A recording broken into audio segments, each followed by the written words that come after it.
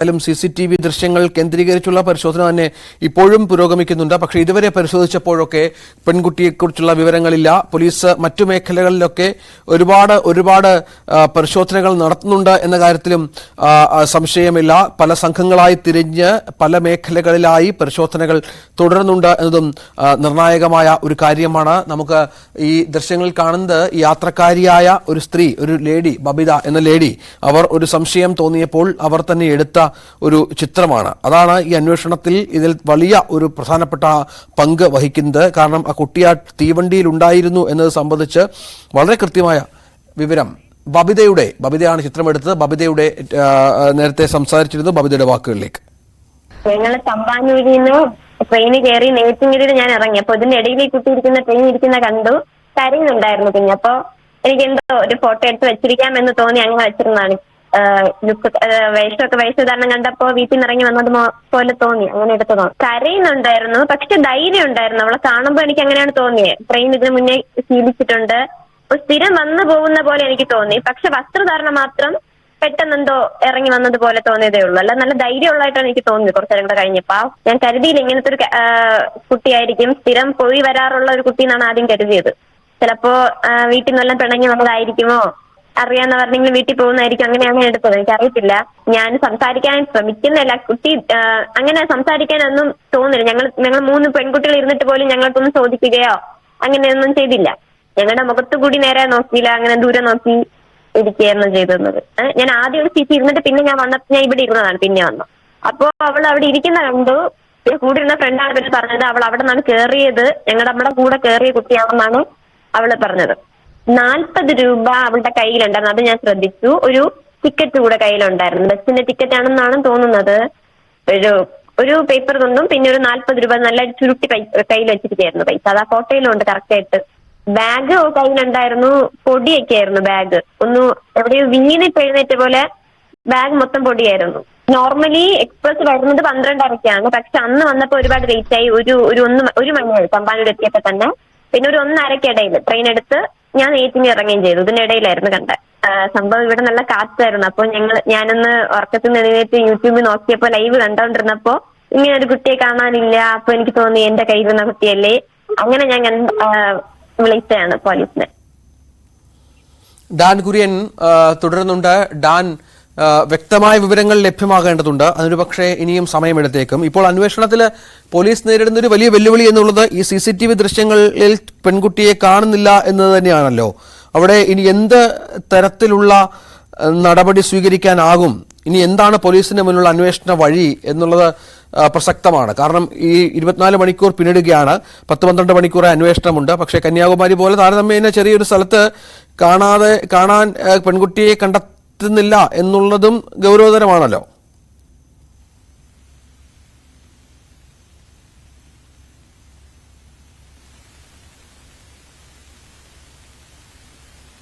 Dan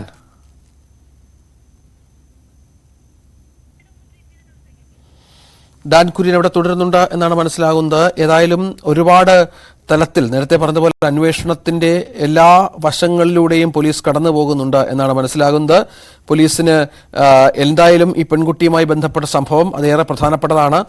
24 മണിക്കൂർ പിന്നിടുകയാണ് ഒരു പെൺകുട്ടിയെ കാണാതായിട്ട് എന്നുള്ളത് ഏറെ പ്രധാനപ്പെട്ട ഒരു കാര്യമാണ്. ഓരോ സമയത്തും പോലീസ് ആ സമയം മുതൽ തന്നെ ജാഗ്രതയോടുകൂടി തന്നെ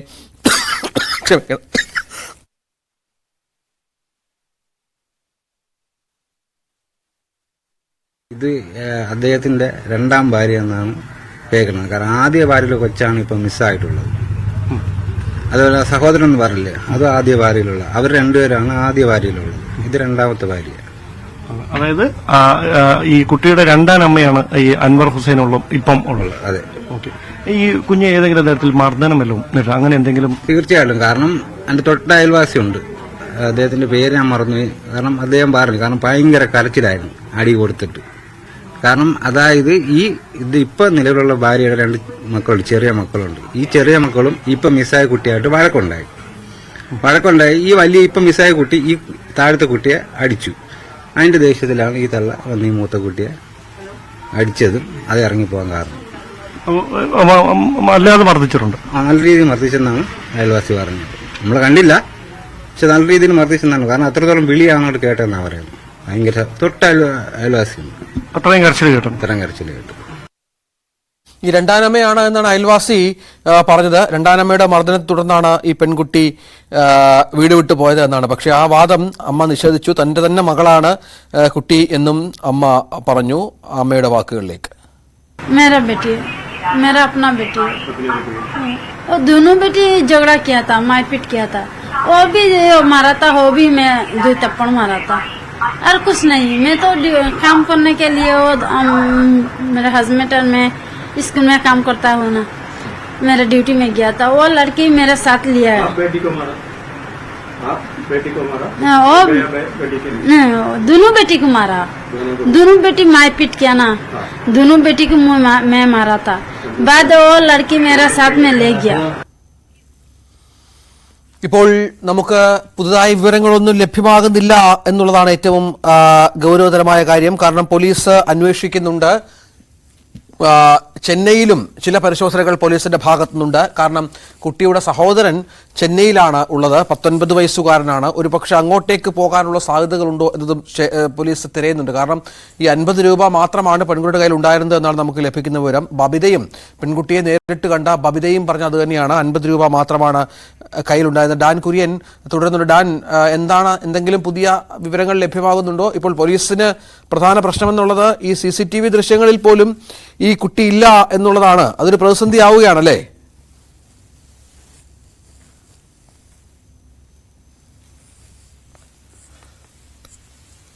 നമ്മൾ ഒരു ഘട്ടത്തിൽ സംശയിച്ചിരുന്നത് അത് തന്നെ ഇപ്പോൾ സംഭവിക്കുന്ന ഒരു സാഹചര്യത്തിലേക്ക് കാര്യങ്ങൾ മാറുന്നു.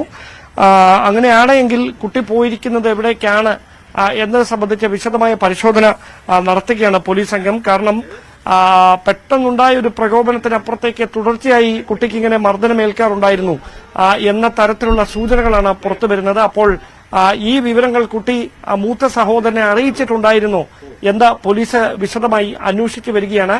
എന്തായാലും ഇങ്ങനെയൊരു പശ്ചാത്തലത്തിൽ കുട്ടി ഇനി സുരക്ഷിതമായി എത്താനിടയുള്ള ഒരു കുട്ടിയുടെ മനസ്സിലെ ലക്ഷ്യമെന്ന് പറയുന്നത് എന്താണ്? അത് ഈ മൂത്ത സഹോദരന്റെ അടുത്തേക്ക് എത്തുകയായിരുന്നു. അതാണ് വിശദമായി പരിശോധിച്ചുകൊണ്ടിരിക്കുന്നത്. പുറത്തുവരുന്ന വിവരങ്ങളൊക്കെ വളരെ പ്രയാസമുണ്ടാക്കുന്നതാണ്. കാരണം അത്രയ്ക്കും മൃഗീയമായിട്ടുള്ള മർദ്ദനമായിരുന്നു. ഈ കുട്ടിയുടെ നെഞ്ചിൽ കൈപ്പത്തി ചേർത്ത് വെച്ചവർ അടിക്കുമായിരുന്നു, തൊഴിക്കാൻ ശ്രമിക്കുമായിരുന്നു. ഇങ്ങനെയുള്ള വിവരങ്ങളൊക്കെയാണ് പുറത്തു വരുന്നത്. പക്ഷേ ഇവിടെയുള്ള വീട്ടമ്മമാരൊക്കെ പരസ്യമായിട്ട് നമ്മുടെ മുമ്പിൽ, ക്യാമറയ്ക്ക് മുമ്പിൽ അക്കാര്യങ്ങൾ പറയാൻ വിസമ്മതിക്കുകയാണ്. പക്ഷേ എല്ലാ ദിവസവും ഈ വീടിനുള്ളിൽ നിന്ന് കുഞ്ഞിന്റെ നിലവിളി കേൾക്കാറുണ്ടായിരുന്നു എന്നൊക്കെയാണ് ഈ വീട്ടമ്മമാരൊക്കെ പറയുന്നത്. ഇത്രയധികം നേരം ഈ കാര്യങ്ങളൊന്നും പറയാതിരുന്ന അയൽവാസികളാണ് ഇപ്പോൾ ഒടുവിൽ മനസ്സ് തുറന്ന് ഈ കാര്യങ്ങൾ നമ്മളോട് ഇങ്ങനെ സംസാരിക്കുന്നത് ഓഫ് ക്യാമറയിൽ. അപ്പോൾ അങ്ങനെ മനം മടുത്താണ്, മനസ്സ് നൊന്താണ്, ഇനി ഇവിടെ താമസിക്കാൻ കഴിയില്ല എന്നൊരു അവസ്ഥയിലാണ്. അതായത് 1.5 ആഴ്ചക്കകത്തുണ്ടായ കാര്യങ്ങളാണ് ഇവർ ഈ പറഞ്ഞുകൊണ്ടിരിക്കുന്നത്. 1.5 ആഴ്ചക്കകത്ത് മാത്രം സംഭവിച്ച കാര്യങ്ങളാണ് നമ്മളോട് ഈ അല്പസമയം മുമ്പ് ഈ പ്രതികരണം നടത്തിയ വ്യക്തി, അയൽവാസി ഉൾപ്പെടെ പങ്കുവച്ചത്. അതിനപ്പുറത്തേക്ക് ഈ കുട്ടിയപ്പോൾ അങ്ങനെ മർദ്ദനം നേരിട്ടിട്ടുണ്ടായിരുന്നുവെങ്കിൽ അത് എത്ര നാളായിട്ട് ആ മർദ്ദനം അങ്ങനെ നേരിട്ടിരുന്നു? ഇതൊക്കെ വലിയൊരു ചോദ്യമായി വരും. സ്വാഭാവികമായി അത് അന്വേഷണം നടത്തുന്ന ഉദ്യോഗസ്ഥരാണ് അക്കാര്യങ്ങളിൽ തുടർ നീക്കങ്ങൾ, തുടർ നടപടികളൊക്കെ സ്വീകരിക്കേണ്ടത്. എന്തായാലും കന്യാകുമാരിയിലേക്ക് കുട്ടി എത്തിയെന്ന സംശയത്തിൽ പുലർച്ചെ മുതൽ അവിടെ നടത്തിയ പരിശോധനകൾ വിഫലമാകുന്നു എന്ന് പറയുമ്പോൾ തസ്നി എവിടെയെന്ന ഏറ്റവും പ്രധാനപ്പെട്ട ഒരു ചോദ്യം. കയ്യകലം ദൂരത്തിൽ കുഞ്ഞിനെ ഇന്നലെ കണ്ടിട്ടും ട്രെയിനിൽ വെച്ച് കൃത്യമായി ദൃശ്യങ്ങൾ പകർത്തിയിട്ടും കുട്ടി എവിടെയാണ് ഇറങ്ങിയത്, പിന്നീടുള്ള കുട്ടിയുടെ മൂവ്മെന്റ് എങ്ങോട്ടായിരുന്നു, ഈ കാര്യത്തിലുള്ള ഒരു സംശയം അത് കുഴപ്പിക്കുകയാണ് പോലീസിനെയും.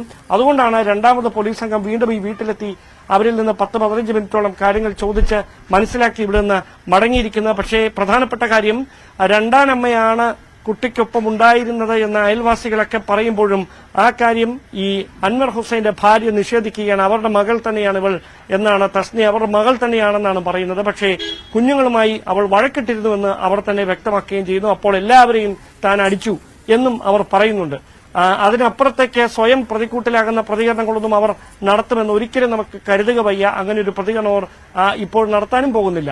അത് ഉറപ്പാണ് അവരുടെ പ്രതികരണങ്ങളിൽ നിന്ന്. എന്തായാലും ഒരു കാര്യം ഉറപ്പാണ്, പോലീസ് രണ്ട് തരത്തിൽ, അതായത് ഈ കുടുംബവുമായി ബന്ധപ്പെട്ടിട്ടുള്ള അന്വേഷണം ഒരു വശത്ത് നടക്കുമ്പോൾ മറുവശത്ത് ഈ കുട്ടി തനിയെ പോയാൽ എത്താനിടയുള്ള സ്ഥലം, അത് പരമാവധി എവിടെ വരെ എത്താം, ഈ കാര്യങ്ങളെക്കുറിച്ചൊക്കെ വിശദമായ അന്വേഷണം നടത്തുകയാണ്. അതോടൊപ്പം കയ്യിൽ കരുതിയിരുന്നുവെന്ന് പറഞ്ഞിരുന്ന പണത്തിനപ്പുറത്തേക്ക് മറ്റെന്തെങ്കിലും തരത്തിലുള്ള പണം ഈ കുട്ടിയുടെ കൈവശം ഉണ്ടാകാനുള്ള സാധ്യതയുണ്ടോ, അവൾ ആഗ്രഹിച്ച ഏതെങ്കിലും ഒരു ലക്ഷ്യത്തിലേക്ക് എത്താനായിട്ട്, അല്ലെങ്കിൽ ചെന്നൈയിലാണെങ്കിൽ ചെന്നൈയിൽ, അല്ലെങ്കിൽ മറ്റൊരു സ്ഥലത്തേക്കാണെങ്കിൽ അവിടേക്ക് എത്താനുള്ള സാധ്യത എത്രത്തോളമാണ്. അതുകൊണ്ടാണ് വിശദമായ അന്വേഷണം ആ വഴിയിൽ നീങ്ങുന്നത്. അതിനിടയിലാണ് ഇങ്ങനെ ക്രൂരമായ മർദ്ദനം ഈ വീട്ടിൽ നിന്ന് രണ്ടാനമ്മയുടെ ഭാഗത്ത് നിന്ന് അവൾ കേൾക്കേണ്ടി വന്നിരുന്നു എന്ന തരത്തിലുള്ള പ്രതികരണങ്ങളുമായി അയൽവാസികൾ തന്നെ രംഗത്തെത്തുന്ന സാഹചര്യം ഉണ്ടായിരിക്കുന്നത്. വിശദമായ അന്വേഷണം പുരോഗമിച്ചുകൊണ്ടിരിക്കുകയാണ്. ഇനി കൃത്യമായി ഈ സഹോദരനെ കേന്ദ്രീകരിച്ചുകൊണ്ടുകൂടി വിശദമായ വിവരങ്ങൾ ചോദിച്ചറിയാനുള്ള നീക്കം പോലീസിന്റെ ഭാഗത്തു നിന്നുണ്ടാകും. അപ്പോൾ എന്താണ് യഥാർത്ഥത്തിൽ സംഭവിച്ചത് എന്നത് മറനീക്കുമെന്നൊരു നിഗമനത്തിലാണ് പോലീസ് ഇപ്പോൾ ഉള്ളത്. തീർച്ചയായും ഡാൻ കുര്യൻ അവിടെ തുടരുന്നുണ്ട്. കുട്ടിയുടെ വീട്ടിലാണ് ഡാൻ ഉള്ളത്. ഈ പോലീസിൽ നിന്ന് എന്തെങ്കിലും ഒരു നിർണായക വിവരം ലഭിക്കുമെന്നുള്ള പ്രതീക്ഷയിലാണ് കുടുംബമുള്ളത് എന്ന് മനസ്സിലാകുന്നു. നമുക്ക്